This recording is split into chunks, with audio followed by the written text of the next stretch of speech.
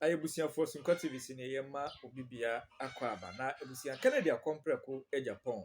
And Chabia, Anna, a more invited or conference be Asia, na a nipa dumper, na a woman, and yet a Sanketo, nipa bear 5,000 patches, Ebusiana, and yet a Sanketo, Canada, Compreko, Agyapong, to look at Piemo, and then some old Pina at the Coco Tuga, and yet a Sanketo. What shall I some of the Tuga?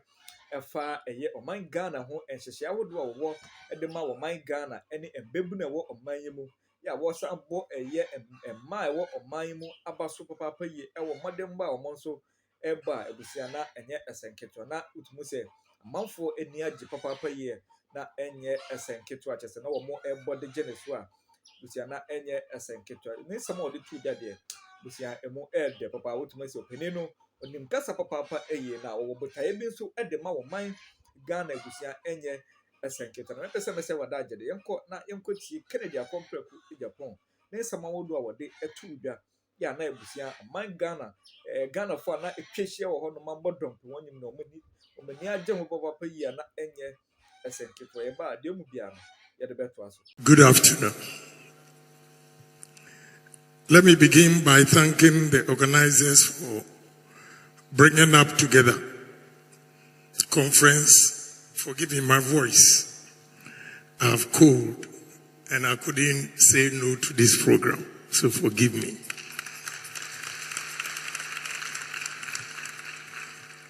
Conferences like this are not just events, they are mirrors. They force us to look at ourselves as a country and ask, are we doing enough for our youth? The theme we gather under today is powerful. Is there enough youth empowerment? The gateway to sustainable economic development. As usual, I'll be brutally frank. Some speakers were not able to give the answer. I'll give you the answer, and the answer is no.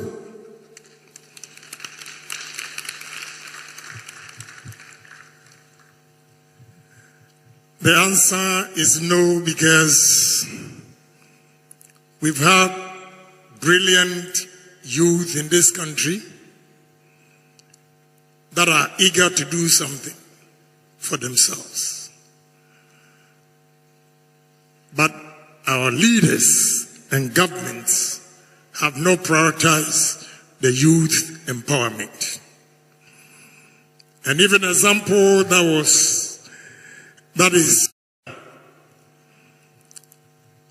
it looks as if our policy, but our leaders and governments have not prioritized the youth empowerment.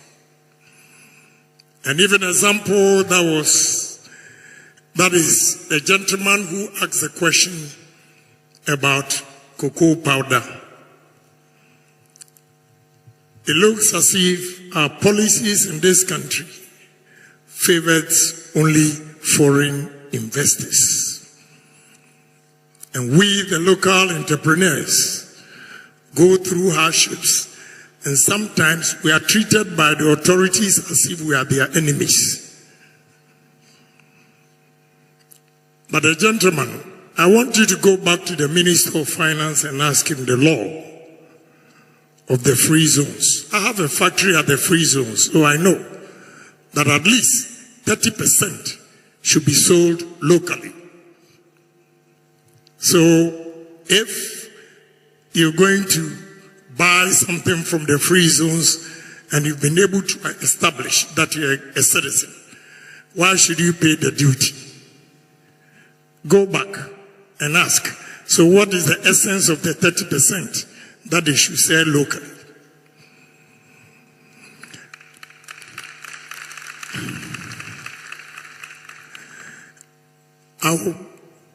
I'll break my thoughts into two phases. The first one is the government role to empower the youth. Any government that do not assure the future of the youth, it means the country itself has no future. Because the youth is our future.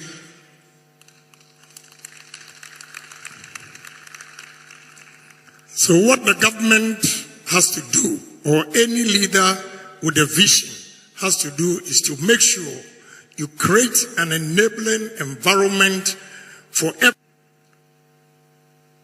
to support, especially their businesses.